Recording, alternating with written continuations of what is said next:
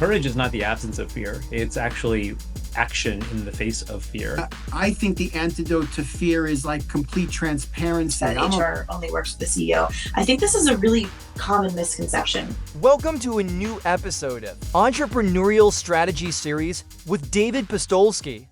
Okay, everybody, hello. My name is David Postolsky. I am a intellectual property attorney, a patent attorney, a partner at a firm called Gearhart Law. And you are now in the June 2025 Entrepreneurial Strategy Series session.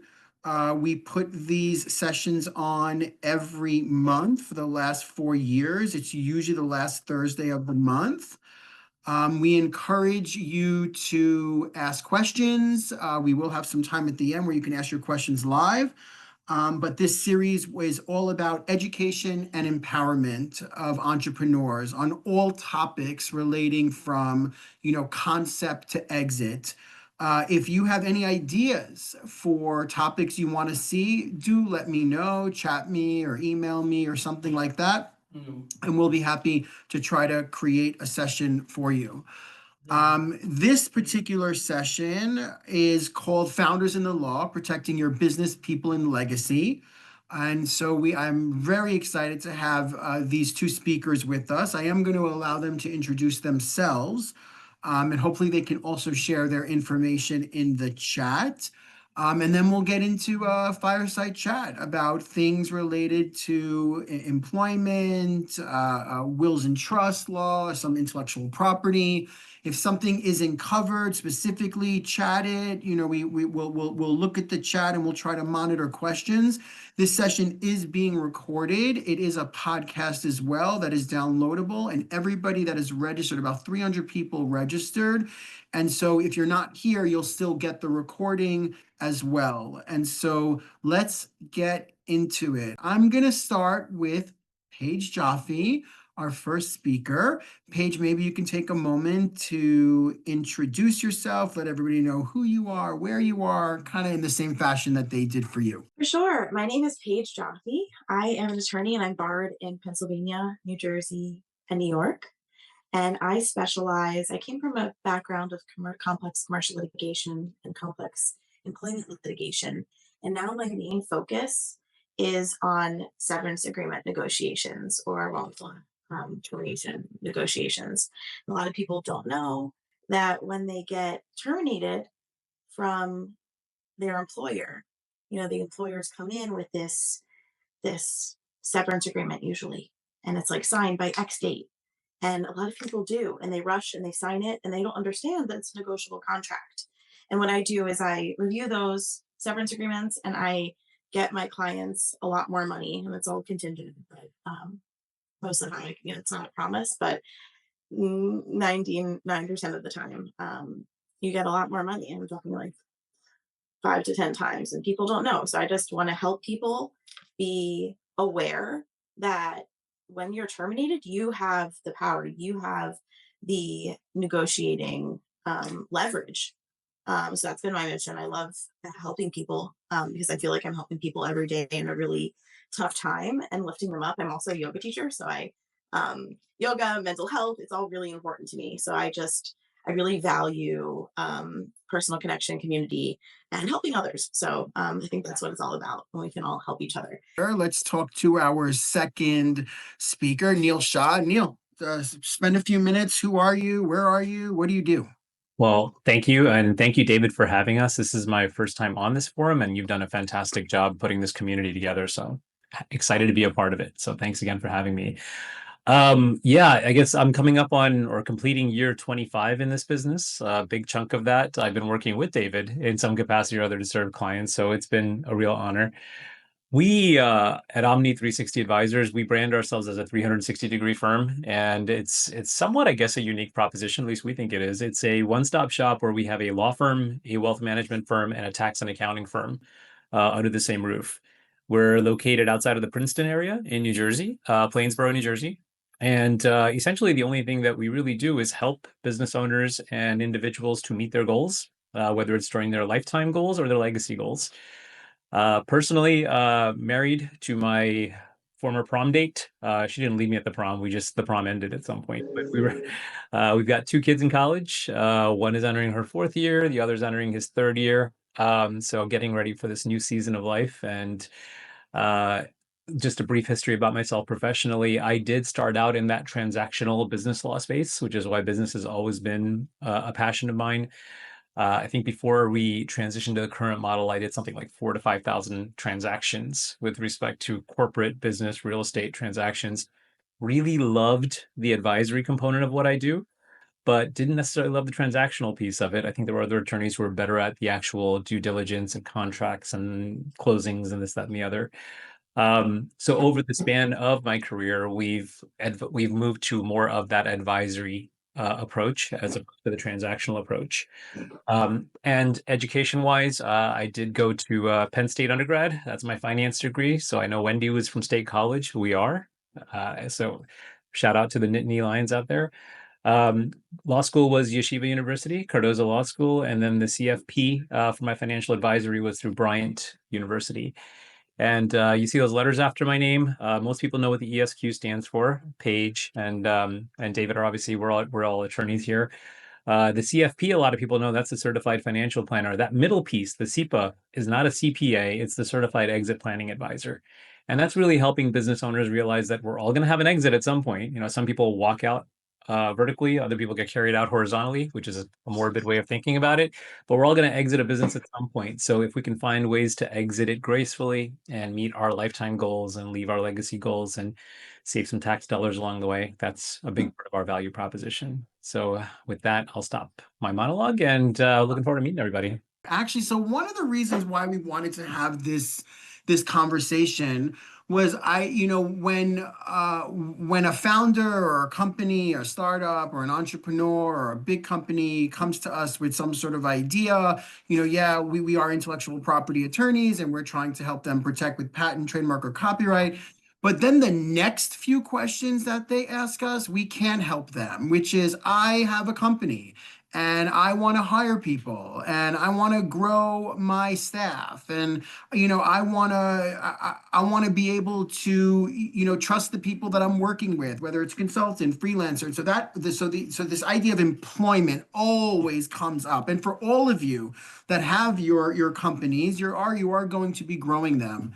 Another question that always comes up for me, which is why I have Neel on speed dial, is okay, now I have my company, or I'm still building my company, but now I need to plan for the future. I need to plan for, God forbid, what happens to me or one of my founders, or what happens to one of my partners. God forbid this happens or that happens. And so understanding that type of law is really important for people. And so that's why I wanted Neel and Paige on this session, so that they can kind of give you an insight as to what some of those areas of law are and what are some of the reasons that you would call on them. You can call on them through me, but at the end of the day, if you can call on them directly, that's also a good thing. So let's start with Neel. Maybe you can talk a little bit about that. Your firms, I should say, you do a lot. And so when are people coming to you when they need you, whether it's you directly or people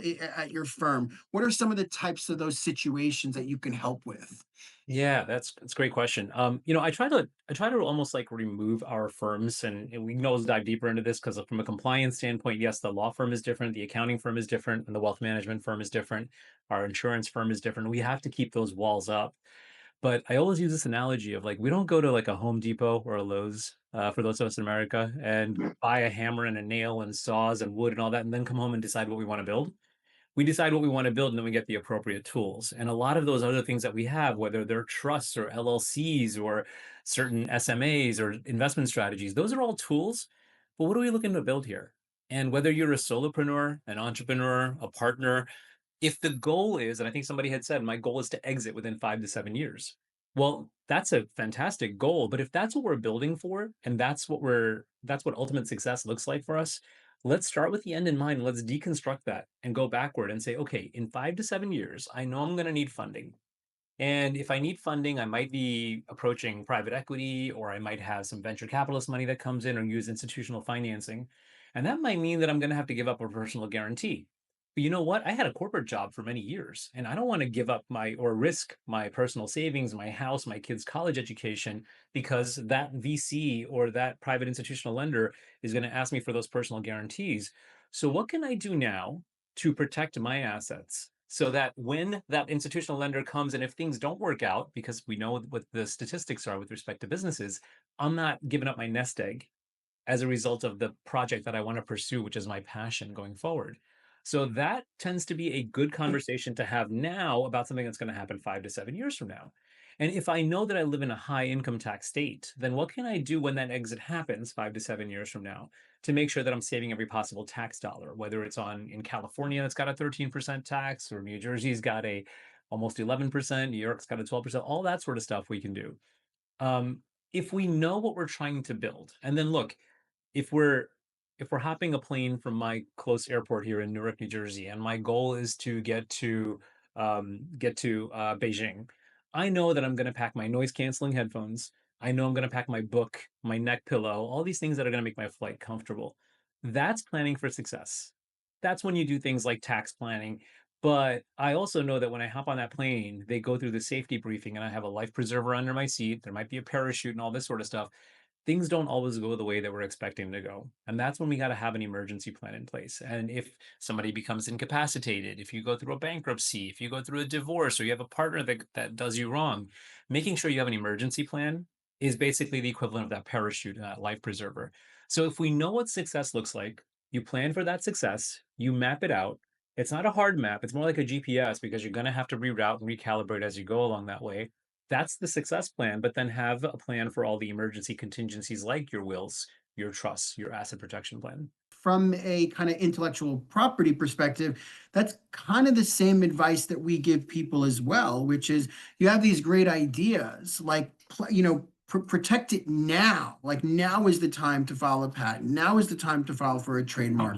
Don't wait. And so, and of course, those are assets that then, that need their own planning, which is when you would go to someone like Neel, right? Because those assets plus other assets is kind of what you're planning for the future are. But that's Absolutely. great. I love that. Paige, same question for you. I know you do a lot in severance, but you've also had experience with, I And mean, also a general practitioner, yeah. exactly. And so maybe you can talk about, some of the reasons why people would come to you before they're getting fired also, right? At the end of the day, Yeah. before that part.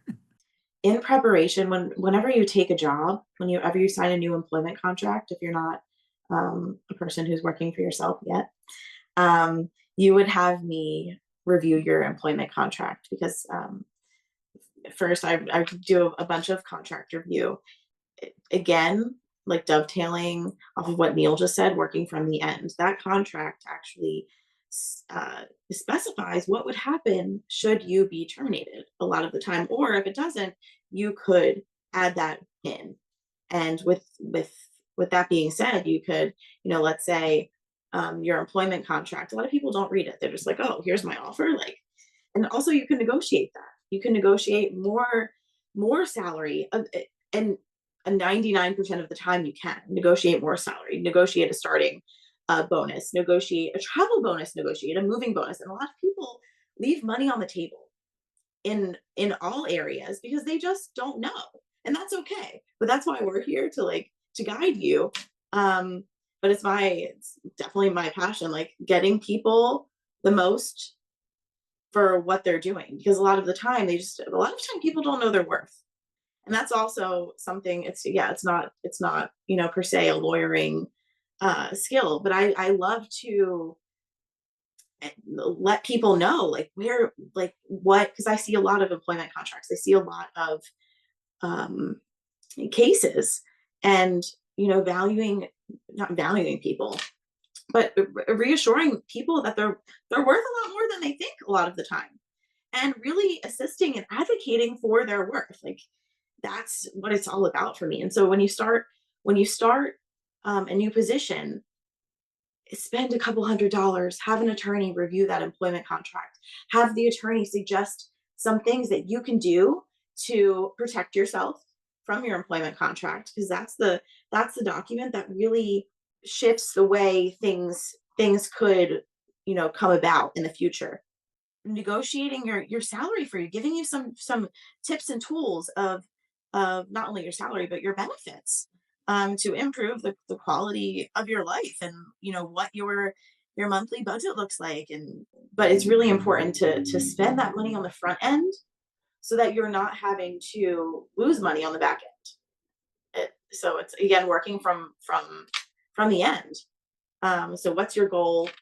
And that's where I start with all my clients, and a lot of the time I have to ask, like, would you like to make more money? And everyone always says yes. I was like, okay, let's make that happen. With regard to the other services that I offer that help people, any contract review, because you really should again have an attorney look at any document that you're signing to protect yourself. And I came from an employment and litigation background. I have like the knowledge and the foresight to know, okay, this contract says this, and this is what it would mean for you. Maybe you're exposing yourself in litigation, maybe you're not protecting yourself enough in litigation, but using that contract as the document to protect yourself, um, and to see the maybe embedded claims within these contracts, um, adding value. I think it's just very important to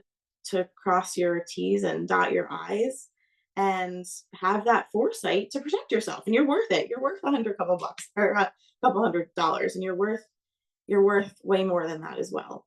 Um, but a consultation for anyone never hurts. Like, always take the lead. If you have, and you always have more time.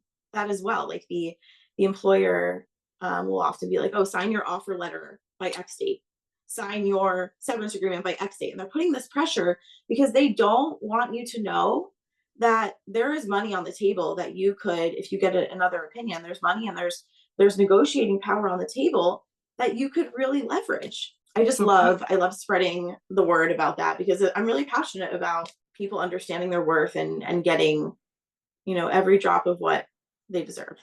here, here. I agree with you on that page, but I want to add two questions. You brought up an interesting point about value. I want to get back to that in a second. Do you also help the employer, the flip side of that?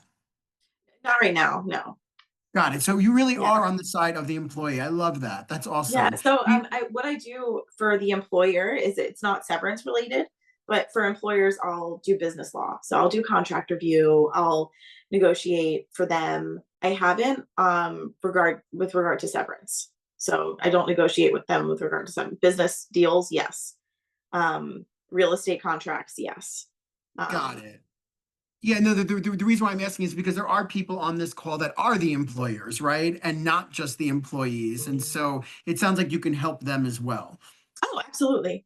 Yeah. And I think you brought up I think you brought up value. That's actually a good topic because I think all three of us deal with that in some way or another, right? You're trying to, kind of educate the actual employee that they're worth something. From an intellectual Exactly. property perspective, I'm trying to educate people that the things that they create are worth something, right? There's Absolutely. value to that, to protect it and to, get investment for it and stuff like that.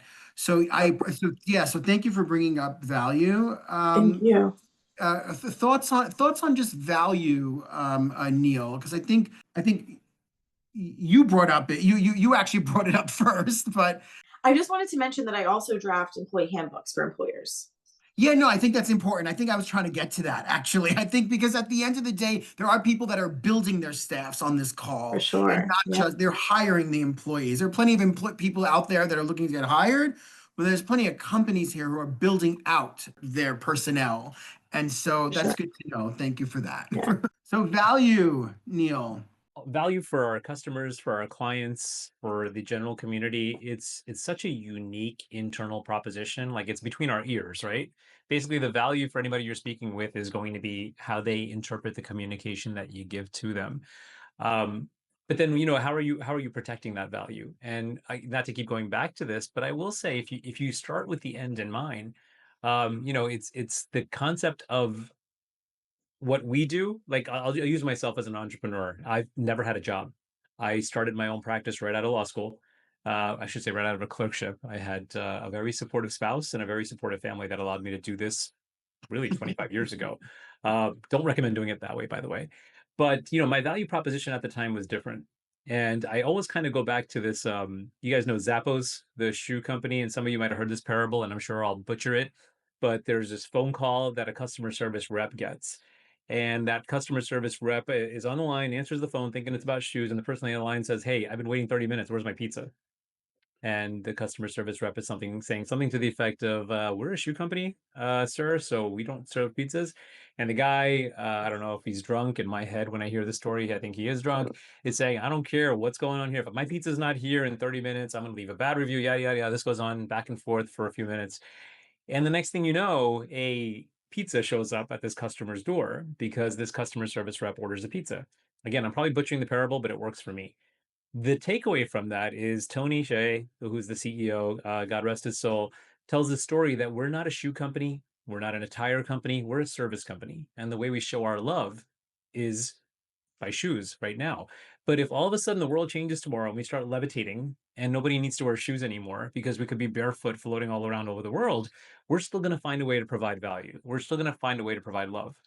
And the way that we kind of translate this at Omni 360 is we are a service firm who serves business owners. And today we do it with a combination of legal tools, financial tools, tax planning tools. But if tomorrow legislation changes and all of a sudden we don't need any of those things, we will still find a way to provide value. We'll still provide a way to provide service. Now, from a business owner's perspective, you have to find a way to protect that value. You might have proprietary data, and that's where David comes in and make sure that we have like a way to not just build and protect what we have right now, but perpetuate it for the long term and make sure that in the future, when there is an exit event, that person who's about to stroke me a check for my 12 times EBITDA is saying, "Yeah, it makes sense for me to buy that because I know that I'm going to be able to do something more with it." And if I have those systems in our process, and then we have the fantastic team, and now we're going to have a way to protect that team, retain that team, and protect our trade secrets because they're not going to solicit us because we have a fantastic handbook that Paige has put together. Well, now we've got people and processes. Now we can take this value proposition and scale it. Because if you build it, you want to build it with an idea towards scaling it. Often it means you're going to take 2 steps backward before you have to take 5 steps forward. Sometimes you have to do that. You have to break a bone if it's not healing properly. But if you have that right chassis, if you're clear on your value proposition, we use tools like EOS traction within our firm. Some of you know about that, the 4 disciplines of execution. There's all these great business books out there too. Find the one that works for you, be very clear on your value proposition, and then protect it, whether it's legal tools, financial tools, or tax tools. Well said. Agreed. Paige, any comment on that? That was perfectly eloquently said. Yes, I totally agree. Neel, This is me dropping the Neel, microphone. Yeah. I love the love, the sprinkle of love.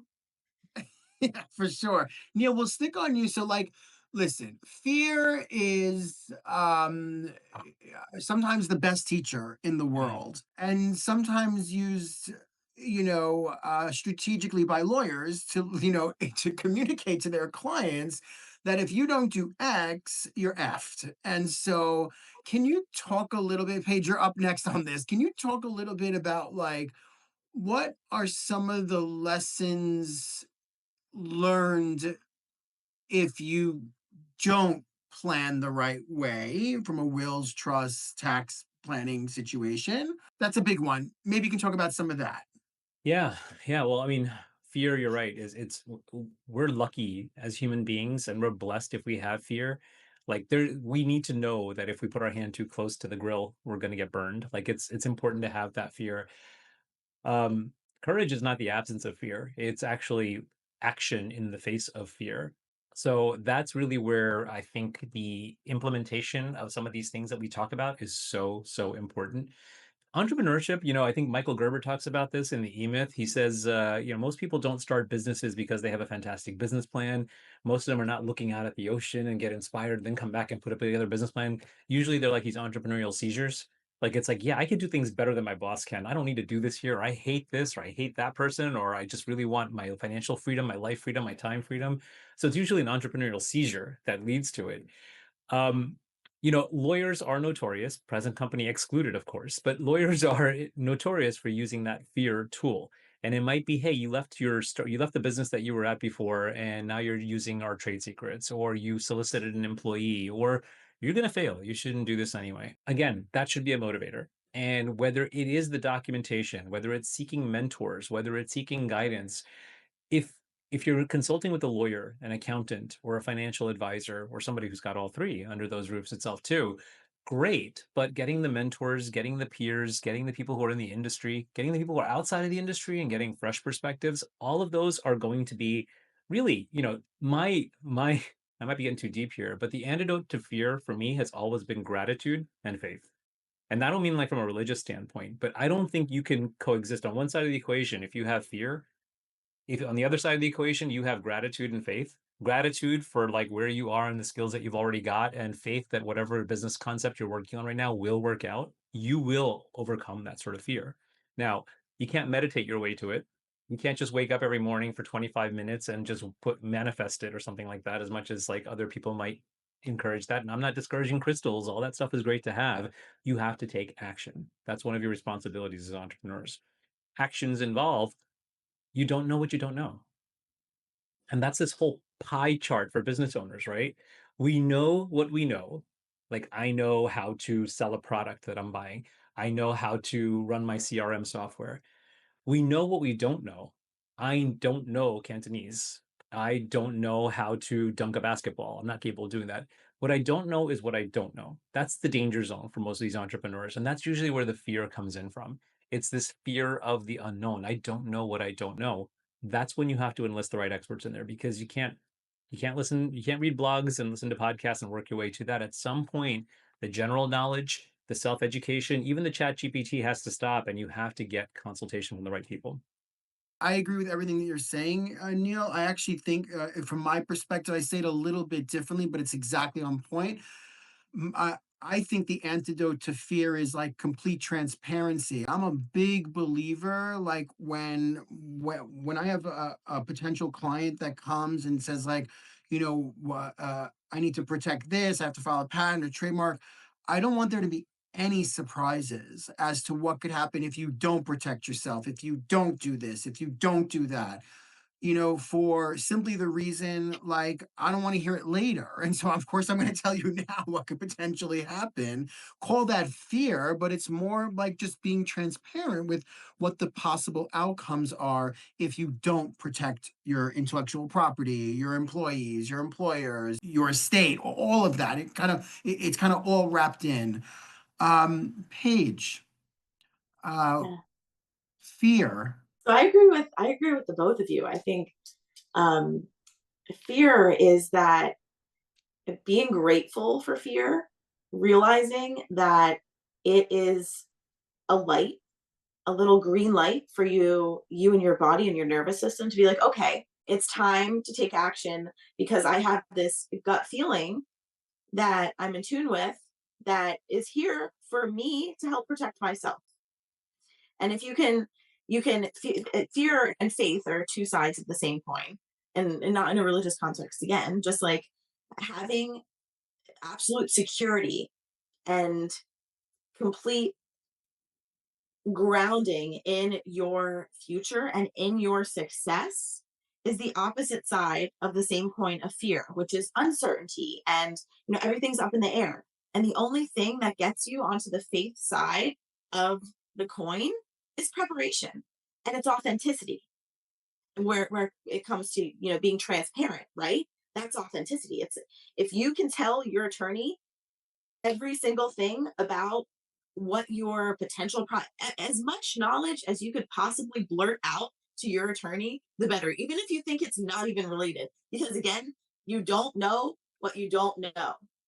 And these conversations with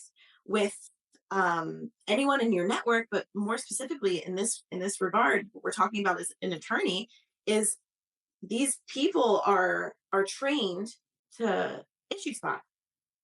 This might seem all out of left field. Like I had this exact issue with a client the other day, and I was like, I asked this question, and I didn't think it was going to be relevant because it didn't seem like it would, but I asked it anyway. And he was like, "What? Well, what does that have to do with anything?" And I said, it was another claim. It was a whole other claim. It made his case. It was incredible. But you don't know what you don't know. And that authenticity is the it takes off the sheath. It reveals all of the working parts that must work well together in order for everything to thrive. And I think it works. Authenticity works in the same way when you're working with opposition. Like when I'm working with opposition, I call them. I don't really like calling them opposition. Like another attorney, because like playing nice in the sandbox and being authentic, people can feel when you're being a real person. They can feel when you're being fake and when you're lying to them, but they can also feel when you're being a real person. And that's when the progress happens. Progress happens when you're not scared, when you're not in this fear standpoint, when you are open to possibility. And I feel like in just using these related pillars is so powerful. Just even being aware and moving into any legal or business strategy with these pillars in mind, just rocket ship. Yeah, I agree. Well said, Paige. I'm going to stick on you a little bit. Can you talk about maybe from an employer and employee perspective? Because it's kind of related to fear, but what are some of the mistakes you've seen that you can educate people on what not to do if you're an employer, For sure. if you're an employee? Absolutely. So what not to do. If any superior or someone above anyone witnesses a statement made to an employee, make a report it, go to HR, get on top of it. Don't let this should be part of the HR training, that if you hear something, nip it in the bud. If it seems a little off, nip it in the bud. Report it. Because if that behavior perpetuates, if it's not resolved, it can fester into sore. If you don't display that you have a zero tolerance policy for anything that is sour or discrimination, or even a funny like I had a client who was has a darker complexion, and he was ordering lunch. He was ordering from an Indian restaurant, and he his coworkers were making fun of him while his boss was there for being Indian, even though he wasn't Indian, and there's nothing to be made fun of for that. But that's discrimination because it's perceived, right? It's which is not to get in the weeds, but that should have been addressed, and that should have been in the moment and then reported to HR, because prevents this sore from festering with regard to what's tolerated. And in the workplace, what works for what is tolerated is kindness, respect, transparent authenticity. And it's, sometimes like in this day and age, yeah, like people, things have gotten a little bit sensitive, right? There's a lot of like trigger words and this and that, but just if I found that if the employer works from this place, is kind to their employees, treats them well, knows that is verbal, that they have their employees on their side, like they're rooting for their employees to enjoy their work, to enjoy every day that they spend together as collaborators, as colleagues, and foster a healthy workplace. That's the best formula for success. That's the best formula for avoiding any lawsuit. It's really not that complicated. Like the clients that I had in, like there are maybe, I think there's really only one at this point client that I had not been able to negotiate a severance for. And she loved her employer. She couldn't tell me after 6 years, she couldn't tell me a darn thing that they did wrong about her. Like nothing, no hidden claims whatsoever, because she was treated with respect. She was treated with kindness, and the workplace fostered this beautiful environment. And it's so much more simple than these employers are making it with they're moving from this place of fear almost, which yes, it's that is necessary, to have the right employee handbook. What I wanted to, so Paige, I don't know if hopefully you can come back to us.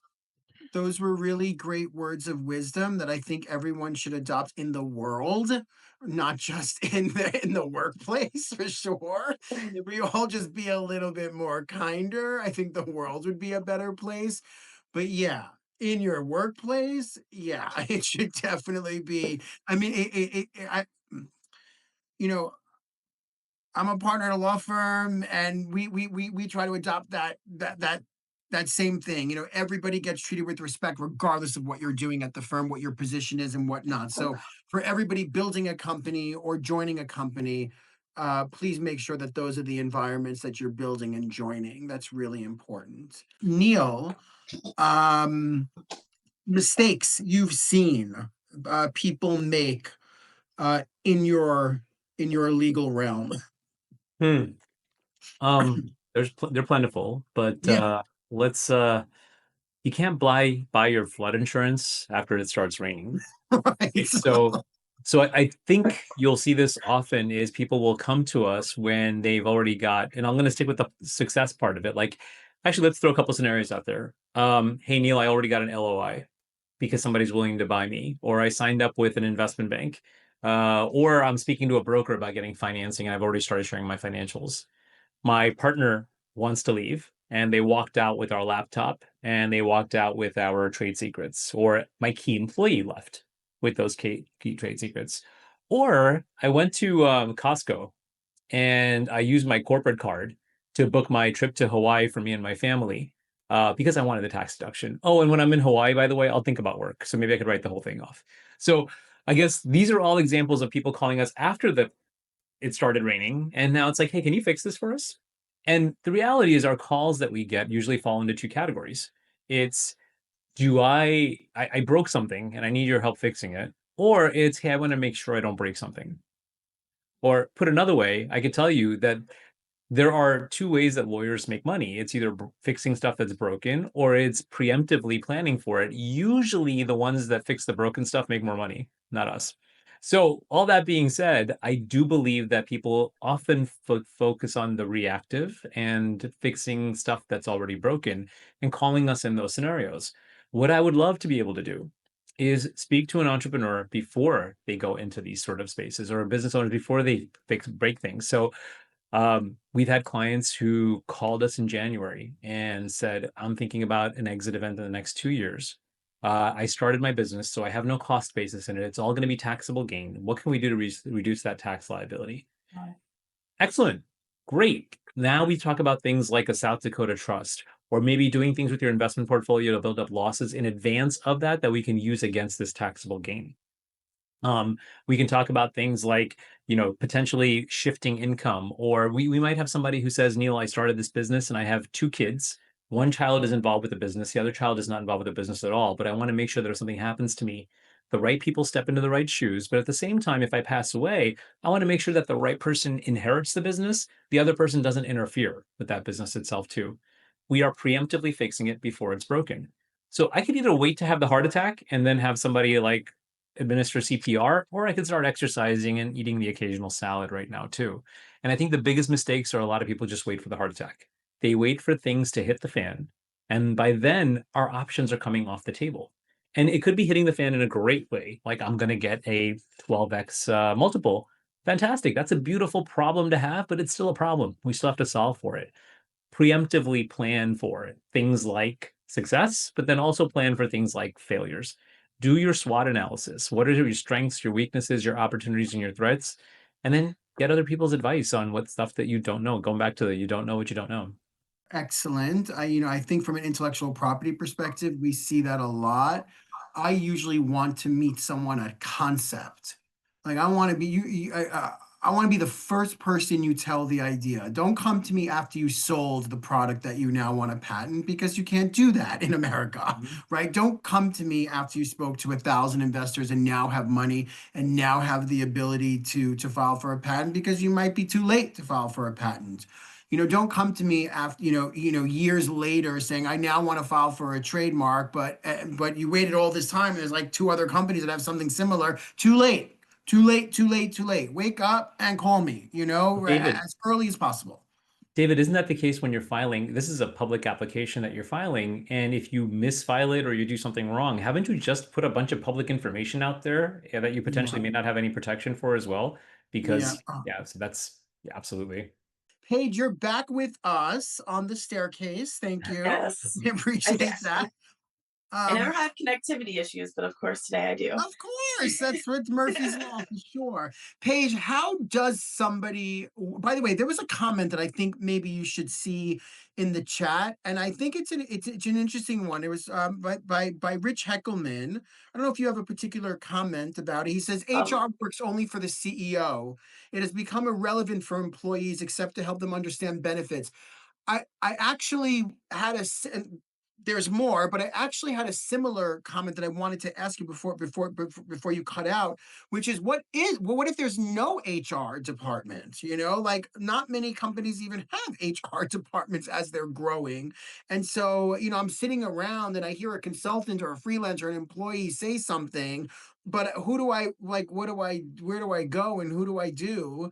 And what do I do about situations like that? So maybe you can talk about that and maybe comment on Rich's comment.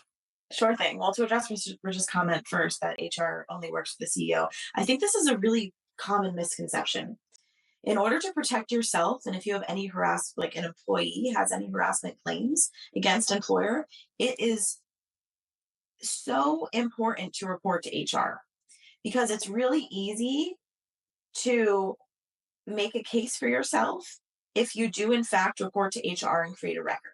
And that's you creating record. That's the employee creating a record. That's the employee creating exhibit A. Um, and a lot of the time, the CEO and the HR and the company doesn't want the employee to know this, and that makes sense, right? So I think that's why it's been publicized in such a way. But I do think it's important for anyone who is an employee in this call, who is working for someone else, maybe at the same time that they're working for themselves, um, to just to know that report is really important and crucial should anything happen down the line, just um, to create a timeline. It's very important. What if there's no HR department was my question. Yeah. I think this is, again, fine for a very small company, given that everyone is kind to each other and there's no playing dirty in the sandbox. And if there is someone playing dirty in the sandbox, then they're probably not a good member of your team, and you should talk to an employment lawyer about terminating them in a way that would give you the most protection. And again, their employment contracts, your employment contract as an employer should also have verbiage in there, as well as the handbook should have verbiage in there to protect employer from, a disgruntled or an employee who doesn't really match the energy or match the the kindness of everyone else. But I think the best way to protect a small company that doesn't have HR is this authentic, open, considerate, respectful, kind way of communication with each other. And someone to monitor that, someone who is a really good relationship person, regardless of what their position is, whether that be the CEO or that be an employee who is not titled HR, but someone who understands human interaction, understands psychology, understands that, yeah, Carol might be yelling at John, but it's really not about what John did or said. It's something that Carol is dealing with at home. And she's, this whole conflict has nothing to do with the interaction, um, what the employees are really arguing about. There are more internal issues that when people fight with each other, it's about an internal issue because I think that not to go too deep there, but just knowing someone or having someone on hand, whether that be you or someone else who is a relationship, understands relationships and communication, that is imperative.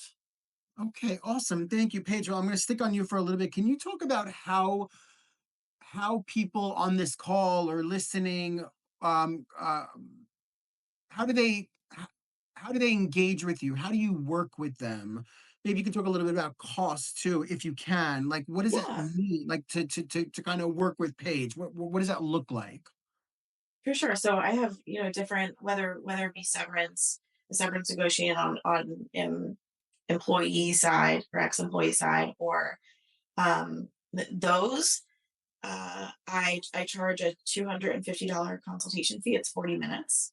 And from there, and that would be, when we do win money, that would just come out of you. I would reimburse you for that. Um, but that's just the upfront cost to kind of like feed myself in the process. And then I take a third of the difference of whatever I negotiate for my ex-employee, and nothing comes out of ex-employee's pocket, Got it. And right? So it's what about contingent. what about on the employer side? And yeah, that's what's next. So then for any contract review, and this is a new employee. This is employer drafting an employment contract for me to review that employment contract to make it bulletproof. I mean, you can't guarantee bulletproof, but I can take what I know from my litigation experience and really make it a strong document. I charge $3.95 an hour. Um, and there's some wiggle room negotiation, friends, family stuff within there, but I charge on an hourly basis for those sorts of things. Any real estate contracts, any um, just counseling. Like, I take counsel calls for my employers, where they'll be like, "Hey, Paige, um, Joanne came into the office today and she was wearing a belly shirt, and John commented on Joanne's belly shirt, and now she feels so." Like, these kinds of things, they happen, right? That's a real, like, that happens. So just like someone to call with these, like, as they happen, that's me. And I also charge, that's my hourly, the same 3.95 hourly rate. But those calls are not long. They're usually like a 6-minute call, where we just like quickly, like, "Hey, this is what you should do, except like cover your, it's a seat, it's a cover your bum kind of thing, but in real time." And I mean, those are my favorite kind of client employer interactions, because they're entertaining, and I get to help too. So yeah. That's awesome, Paige. Thanks. Neil, same question for you. How do people, like, what does it mean to work with you, and how does that work? Well, I put away all my belly shirts, so I'm definitely not showing up in the belly shirt. But uh, yeah, listen, anybody who's working with us, we try to use the same process from an information gathering standpoint. So almost everybody who onboards with us goes through our client solutions specialist. She's right now it's Julie who handles that. Julie Motz is amazing at knowing everything that Omni 360 offers, because we have such a breadth of services with the tax and accounting firm, whether it's a personal business, startup, mature, adolescent business, like knowing what happens on the tax and accounting side, knowing what happens on the legal side. If are we talking about individual trusts and estates? Are we talking about succession planning documents? Are we talking about asset protection documents? And then obviously on the financial side, it's okay, well, are we protecting our nest egg, or are we doing something different? So most people will start with that initial phone call with our client solution specialist, with Julie. And then it's her job to get you in front of the right advisor, whether it's somebody like me who's an attorney and a financial advisor. We have people who are accountants and financial advisors. We have people who are attorneys and accountants. So we tax strategists. So we've got a bunch of different ways to serve, but knowing what your needs are is probably the first step.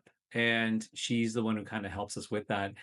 Um, but ultimately, we can't do everything in house. So our job isn't always to have the answers. A lot of times, our job is to make sure that we're asking the right questions and that you understand the right questions as well too.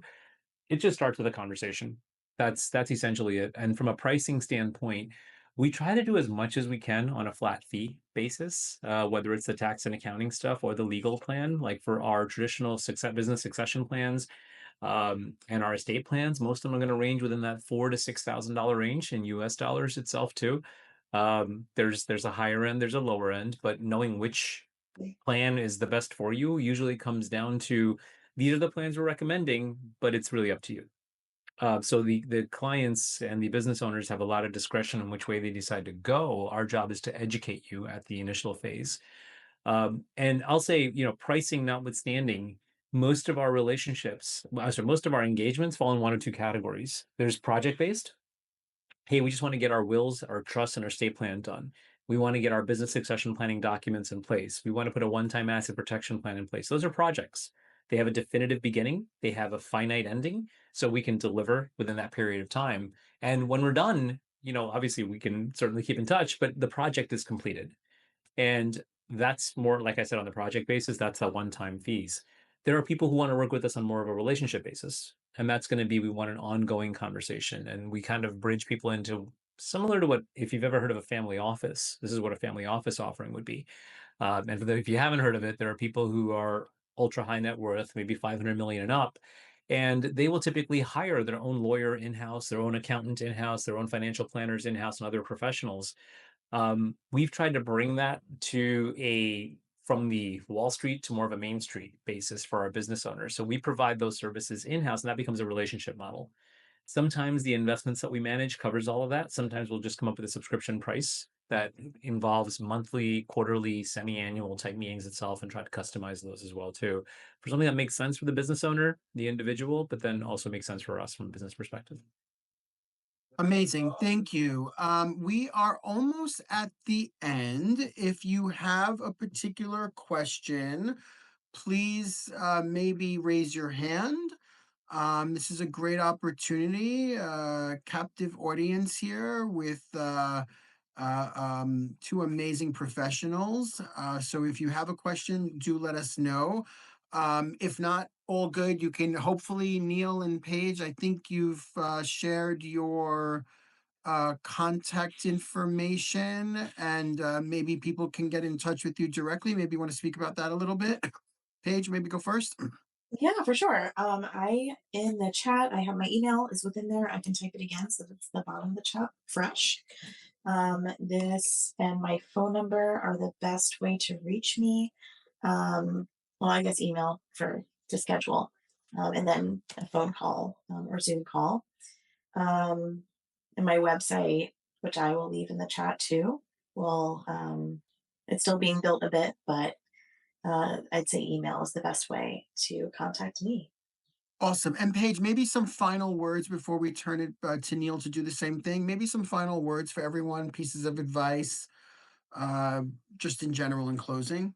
Yeah, thank you. Well, first, thank you so much, David. This was really incredible. Neel, it's been an absolute pleasure and an honor to speak next to you. This was just a beautiful collaboration. So thank you so much, David, for being such a great connector. And I think that last final words is if you move through, whatever you're navigating with curiosity and positivity, you're going to find a solution. You just have to be open to finding a solution, and it's really just a positive. I can't emphasize how much a positive attitude will change things in the workplace and in life. So regardless of what side you're, quote unquote side you're on, because I see both. When we move from this place of kindness and openness and positivity, everything works out. It always works out. So I think just those are my closing words. Those are great closing words. We appreciate that, Paige, Thank for you. sure. Neel, yeah, maybe you can talk about people can get in touch with you. I know Ellen already kind of reached out. Great. So you can speak with her, but maybe you can talk about people can get in touch with you and some final parting words. Yeah, certainly. So, my apologies. I think I probably pasted the wrong link. This is what happens when you try to multitask. That's why you should do Yes, that. I should for post my sure. link too. So I'll try it again and see if this link works in here too. And just to answer Ellen's question directly, a lot of our friends and our referral partners are other attorneys, financial advisors, and tax consultants and accountants. So absolutely, we 100% appreciate the collaborative approach. That's just the essence of what we do. So it's absolutely a huge part of it. So thank you for that. Yeah, listen, we also acknowledge we're not going to be the perfect fit for everybody, and we're totally fine with that. But we're always open to that dialogue and open to that conversation. This might sound a little bit like I'm pandering itself too, but as a small business, now maybe medium-sized business owner. I don't know, depends on perspective itself. I don't believe the world is what it is without entrepreneurs and business owners. Like when you think about everything that we're doing, like we are on a Zoom that was founded by an entrepreneur that probably was somebody's idea first. We are using microphones, we are using the internet, we are using telecommunications. Like nothing starts without business owners. So the fact that somebody is pursuing their passion, the fact that somebody is has an idea and they want to make it work, fantastic. I think what we have to remember as business owners is as human beings, we all have natural propensities, we have natural strengths, we have natural tendencies. And I'm a big Tony Robbins guy, but he talks about this all the time. You have shareholders, you have true entrepreneurs who are the shareholders, then you have managers who are really good at managing business, and you have artists who are the people who like fall in love with their products. Like I might be an artist as a lawyer because I really love practicing law. That doesn't make me a strong business owner. It doesn't make me a strong manager. And because I'm not willing to shift from being a lawyer into being a widget salesperson, maybe I'm not a true entrepreneur because I'm really in love with my product and what I do. I think the magic happens when you align yourself with people who have complementary skill sets and complementary propensities. And that's one of those things that I always caution entrepreneurs against. Because what's going to happen is ultimately you're going to wind up getting frustrated because the thing that you fell in love with, now you're dealing with payroll. Or you got to call somebody like Paige when you're getting sued or about to sue somebody. Or you got to call somebody like David because somebody is really stealing your product and all that sort of stuff too. If you can get out in front of it and align yourself with the right professionals, you get to pursue your passion with zeal and without sort of, I'm not going to say without fear because I think the fear is healthy, but you just know you're crossing your T's and dotting your I's. It doesn't have to be us on the call. Certainly, we've all expressed that we'd be happy to reach out to you guys. I think the most important thing for frankly the world and society and for future generations is that the small businesses continue to thrive, become medium businesses, become large businesses, and then get knocked down by other small businesses. So it's a healthy culling of the it's a healthy circle of life when it comes to business owners. And to the extent that we can help with that, feel free to reach out. Awesome. Yes, I agree with everything both of you said. Thank you, Paige. Thank you, Neel. Thank you, everyone, for joining. You will all be getting this recording, as will all the other 300 registrants. So look out for that. Next month, our July 2025 Entrepreneurial Strategy Series is going to be a real fun one. Myself and about 7 other authors recently had a book published called Marketing Your Invention, Product, or Journey. And so we're going to feature some of the authors to talk about kind of how you market your patent, your trademark. There's all different ways of marketing in the world. Using podcasts, you market to investors, you market on the radio, you market at trade shows, you market yourself, you market on Amazon, all of those bases of marketing that exist in today's world. We had experts kind of write chapters to a book that came out. So please look out for that. Join us for that. Everybody enjoy the first few days of summer. Thank you again for coming out. Thank you, Neel. Thank you, Paige. And everyone, be in touch with each other if you need something. If there's anything that wasn't covered or you have a particular question that you want to ask directly of me, Neel, or Paige, you have our contact information.